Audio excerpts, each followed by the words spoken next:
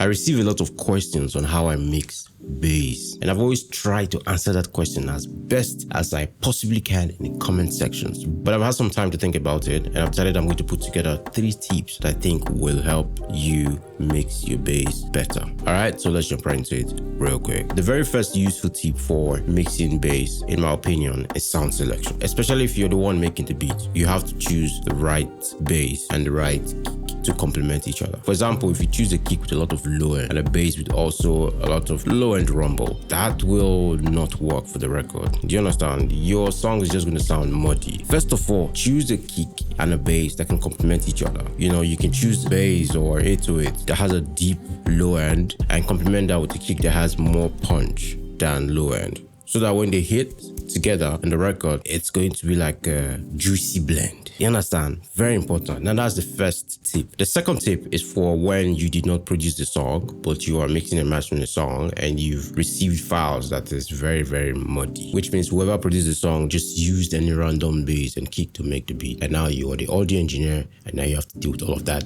muddiness. That's when you're going to use the second tip. And the second tip is trim excess fat. Trimming the excess fat just simply means using an EQ to cut off all of the low end that you don't need for the record, so you can have a clean low end. Although I'd recommend that you have to agree with the producer on how much low end to take. This has to be a collaborative effort. You have to make them understand that it's not going to be possible to give you a clean low end if we have this much bass from your kick and from your 808 or from your bass. For example, I'm going to show you this record. This song came with a very, very, very muddy low end. There was so much boominess from the bass and the kick. Also, we have 2 bass here. We have the first sub bass and then we have a log drum bass playing at the same time. And I'm going to show you how I've used the EQ to trim off some excess fat from this beat. So let's look at that real quick. So this is before.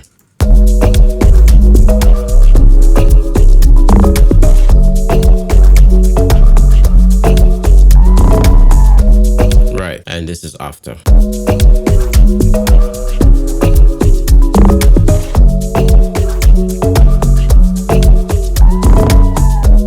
Right, so you can hear that the low end sounds a lot cleaner, the kick is punchy, and you can still enjoy the log drum and the sub bass in the record. Now, the first thing I actually did here was to turn down the sub bass to get to a level where it's doing what it's supposed to do, which is just to fill up the very, very low frequencies in the record. So after I turned it down, I used the Kirchhoff EQ. You can use any EQ you want, by the way, to do a high pass up to 33 Hz, and I've also set the slope to 41.8 dB per octave, so that is just like a very sharp cut, okay? And then I'm also doing another cut here around this is 55.7 Hz up to -7 dB, and the slope is just set to 12 dB per octave basically.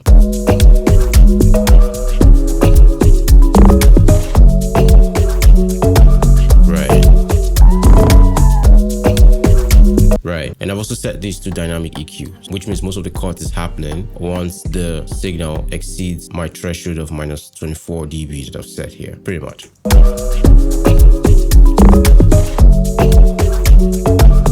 Right, let's listen to it without. So this is just the sub bass, turn all the way down without the EQ.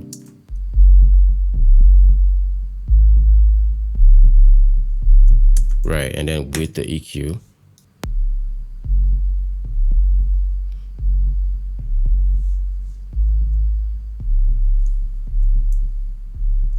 Right, so as you can hear, we can still hear the sub bass. It's still thick, but now it's very, very much controlled. Then for the log drums, let's look at what I'm doing here for the log drums. Pretty much almost the same thing. I've done a cut up to 20 Hz here, and then I've also done dynamic EQ cut around 35.4 Hz up to -8 dB as well, right? I've set the Q to 1. Again, these adjustments are based on my personal preference, based on what I thought will work for this song. You understand? But what I'm showing you here is just to give you an idea of what to do. You have to listen to decide what works best for your record. And if you're working on somebody else's song, you guys will have to decide together, which means you will make the corrections and you send it to them and they have to approve that, okay, you know what, I like the way this sounds. This sounds better than what I gave to you. Do you understand what I'm saying? So again, a high pass up to 20 Hz here, a cut up to -8 dB here, you know, trimming the excess fat. And I think I'm doing the same thing for the other log drum as well. Right, now this one, Now with this one, as you can see, I'm not doing too much. I'm just in high pass up to 20 hertz. That's all, right? And I think this worked perfectly with the sub bass and as well as the kick.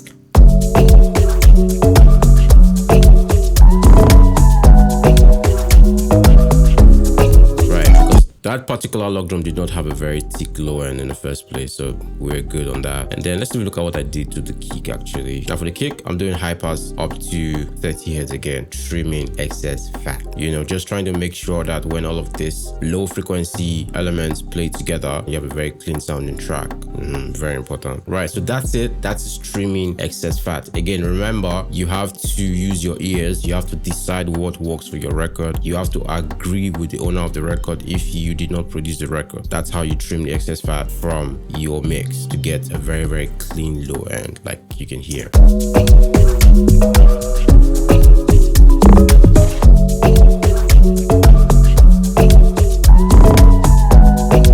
Now, the third thing that I do to achieve a very clean low end is use sidechain compression. And I am definitely doing that for this record. Again, the essence of sidechain compression is to help the kick to cut through a little bit better in the mix. So for this record, I have sidechained the sub bass, right, which is the synth bass, to the kick. And I'm using the neutron compressor to do that. This is a multi-band compressor, so I'm only affecting frequencies from 78 hertz and below. Do you understand? I've set the ratio to 6:1, attack to 1 millisecond because I want the compression to kick in immediately, and I've set the release to 10 milliseconds. Okay, I think threshold is around what, minus 15 dB for this song. Again, all of these settings are settings you're going to have to make based on your record, right?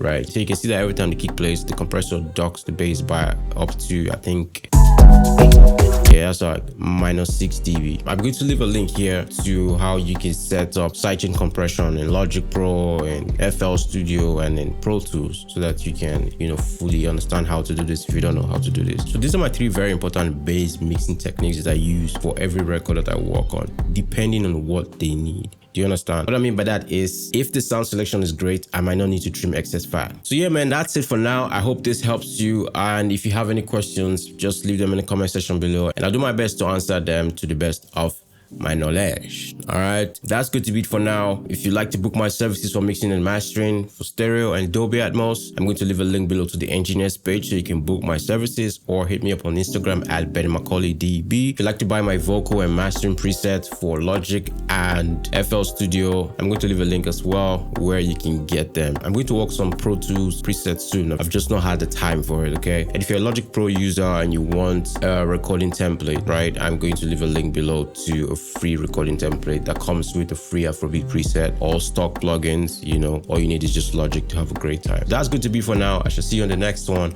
Benny Macaulay out.